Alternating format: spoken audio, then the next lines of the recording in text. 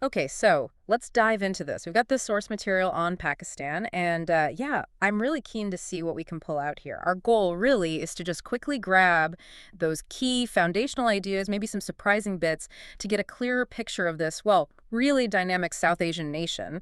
I think the scale alone is pretty impressive. Absolutely. And looking at this source, it really helps us frame the essentials of a country that, often gets misunderstood. Kind of sets the stage for a clearer view. So maybe starting with the basics. Yeah. Location, geography. Where exactly is Pakistan? Right. So South Asia, it's got India to the east, which is obviously a huge border. Then Afghanistan and Iran over on the west. Okay. China up north, and then the Arabian Sea coast down south. So Yeah. strategically, Yeah. it's right there in the mix. And the land itself, I gather it's pretty varied. Oh, incredibly diverse. You've got massive mountain ranges like Karakorams, huge deserts, fertile river plains, along the Indus, and that coastline. It's really not just one type of terrain. Okay, so a diverse landscape, but then you mentioned the scale. Here's where it gets really interesting, I think, the human side of it. Yeah, exactly. It's not just land. It's packed with people. The population number is pretty staggering. Over 240 million people, Wow. which makes it, yeah, the fifth most populous country globally as of, well, 2025, according to this. Fifth, that's enormous. That must bring its own set of, well, challenges and opportunities. Additionally, a huge workforce, but also, big demands on infrastructure, resources, Mm-hmm. and these people, they're concentrated in some key cities. Well, Karachi is the big one, largest city, main economic hub, the port. Yep. It really drives things. Right. Then you've got Lahore, more of the cultural heartland, lots of history there, and Islamabad, the capital, which is much more modern, planned out administrative center. Over 240 million. That number sticks with you. So, with that kind of scale and the diversity we mentioned, how does a place like that build a common identity? Language, history. Both, really. Language is fascinating. Uh-huh. Urdu is the national and official language, gives a sense of unity. Uh, But English is widely used too in government, business, higher education is kind of that practical global link. right. But then beneath that, you have this rich layer of regional languages. Punjabi, Pashto, Sindhi, Balochi, Saraiki, each one reflecting a strong provincial culture. So, a real mix. Mhm. And history. The starting point must be crucial. Absolutely. August 14th, 1947, independence from British rule. That's the foundational moment. It was led by Muhammad Ali Jinnah, and it fundamentally shaped Pakistan's identity as, well, a separate homeland. Okay, so that national identity is key. And the source mentions it's an Islamic republic. Yes, that's central. About 96% of the population is Muslim, so Islam deeply influences society, law, culture. Uh-huh.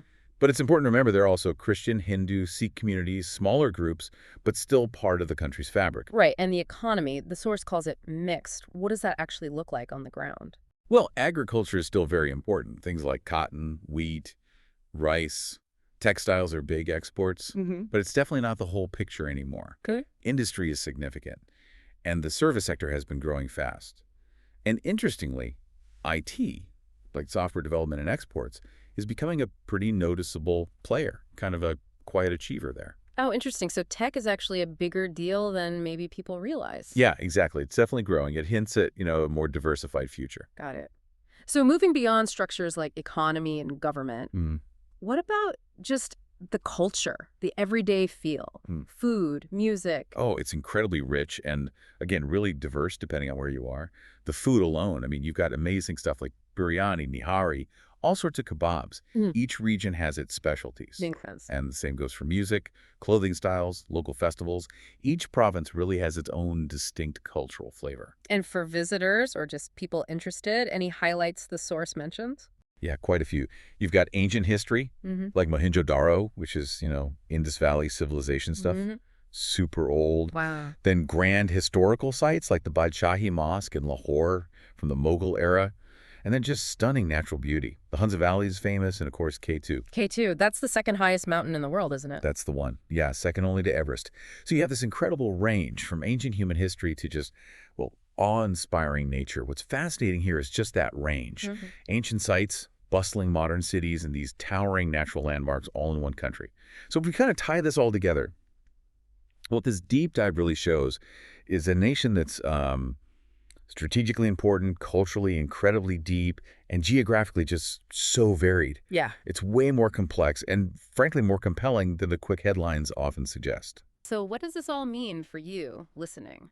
It means Pakistan is this place with deep, deep history, a really vibrant mix of cultures, and just astounding natural beauty. The scale, the complexity, it's often quite surprising.